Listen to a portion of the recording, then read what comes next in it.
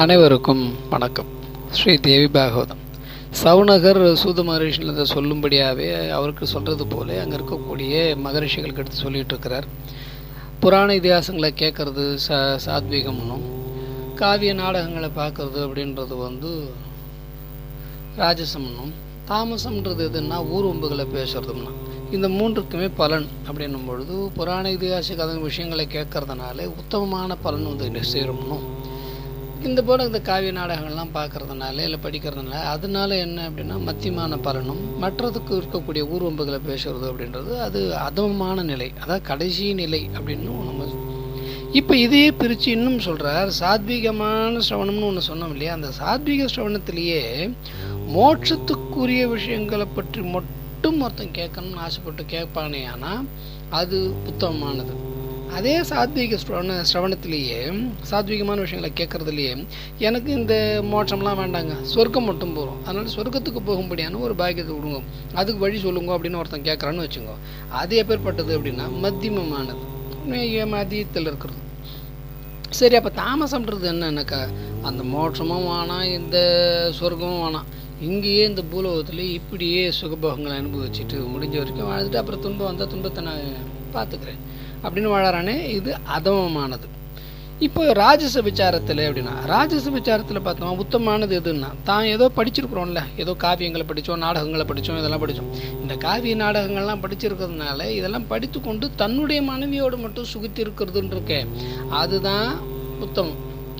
தன்னுடைய இந்த மாதிரி காவிய நாடகங்கள்லாம் படிச்சிருக்கோம், எல்லாம் தெரிஞ்சிருக்கு அப்படின்றதுனால தன்னுடைய நாயகியை விட்டுட்டு கணிகர் இடத்துல, அதாவது மற்ற பெண்களிடத்தில் போய் கூடி கழித்தா அது மத்தியமானதாகிடும். அதே மூன்றாவதாக இருக்கக்கூடியது, அதாவது அடுத்தவருடைய மனைவியோடு சேர்ந்திருக்கிறதுன்றது, அது ரொம்ப அதவமானது, அதற்குரிய பலன். இந்த மூன்றுக்கு உண்டான பலன் நிச்சயமாக ஒவ்வொரு காலகட்டத்திலும் நம்ம சேர்ந்தே தீரும், அது தப்பவே தப்பாது. மூன்றாவதாக சொல்ற தாமச விசாரத்தில் இருக்கிறது என்ன அப்படின்னா, தாமச விசாரத்தில் இருக்கிறது எப்பொழுது பார்த்தாலும் போர் புரிவதிலேயே ஆயத்தமாக இருக்குது, எப்பொழுதும் போருக்காக தயாராகவே இருக்கிறதுன்றக்கே அதுதான் உத்தமமானது. இதில் மத்தியமம்ன்றது எது அப்படின்னா, பகைவரிடத்தில் வேஷம் போட்டுக்கிட்டு சண்டை போடுற மாதிரி சண்டை போடாமல் வேஷம் போட்டுட்ருக்கானே, இது மத்தியம். அதமம்ன்றது எது அப்படின்னா, காரணமே இல்லாமல் அடுத்தவங்களை விட்டு விவாதத்தில் ஈடுபடுறதும் கலகத்தில் ஈடுபடுறதும் இருக்கே, இது. ஆக இங்கே முதல்ல சொன்ன சாத்வீகத்தில் இதிகாச புராணாதி விஷயங்களை காது கொடுத்து கேட்கறது தான் சாத்வீக சிரவணம் அப்படின்னு அங்கே சொல்ல ஆரம்பித்து கடைசியில் எங்கே கொண்டு வந்து முடிச்சிருக்கிறார் அப்படின்னு பார்த்தோம்னாக்கா, தாமச சிரவணத்திலேயே கடைசியாக இருக்கிறது. அதெல்லாம் அதுலேயும் அதமத்திலேயே அதமம் இது அப்படின்னா வீணான விவாதத்தில் ஈடுபடுறதும் கலகத்தில் ஈடுபடுறதும். ஆக விவாதம் பண்ணி கலகம் பண்ணி ஏற்படுத்தினியான்னா அதை கொண்டான பலனை நீ இருக்கிறதுலையே இறுதி நிலையை அடையக்கூடிய துன்பத்தை அடைவே அப்படின்றத சொல்லி முடிக்கிறார். இதை சொல்லி முடிச்சுட்டு அப்புறம் சொல்கிறார், சூதமுனிவரே, இது போன்று பலவிதமான சிரவணங்கள் இருக்குது, இதில் யாருக்கு எந்த சிரவணங்கள் அப்படின்றது மக்கள் அவர்கள் திருமணம் செய்து கொள்ளட்டும். இப்பொழுது சூதமுனிவர், தாங்கள் இங்கே இருக்கிறதுனால வேதசாரமான புராணத்தை கேட்கறது தான் எங்களுக்கு ரொம்ப உயர்ந்ததாக இருக்குது. ஆக நாங்கள் மேலும் மேலும் சாத்வீகத்திலே இருக்கணும் அப்படின்னா எங்களுக்கு இது போன்று இன்னும் மேலும் பல புராண இதிகாசங்களை நீங்கள் எங்களுக்கு எடுத்து சொல்லணும். அது மட்டும் இல்லை, இப்படி சாத்வீக சிரவணத்தை கேட்கறதுனால தான் புத்தி வளர்ந்து புண்ணியம் நல்லா பெருகும்.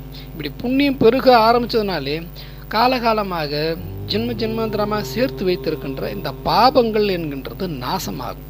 ஆக பாபத்தை நாசம் பண்ணணும் அப்படின்னா ஏதோ ஒரு ஆலயத்துக்கு போய் அர்ச்சனை பண்ணுறதுனாலையோ அல்லது எங்கேயோ போய் விளக்கேற்றுறதுனாலையோ நீரில் முழுகிட்டு வரதுனாலையோ பாவம் தீர்ந்துட்டு போயிடும் அப்படின்னா அத்தனை பேரும் அவன் பாவத்தை திக்கத்து இங்கே போனால் பொருளாயிடும். அப்படி இல்லை, முதல்ல இந்த பாவங்கள்லாம் போகணுமானா பாவங்கள் செய்யாமல் இருக்கணும். அப்போ பாவங்கள் செய்யாமல் இருக்கணுமே அப்படின்னா பாவங்கள் செய்தவர்கள் பட்ட பாடு என்ன அப்படின்றது தெரியணும்.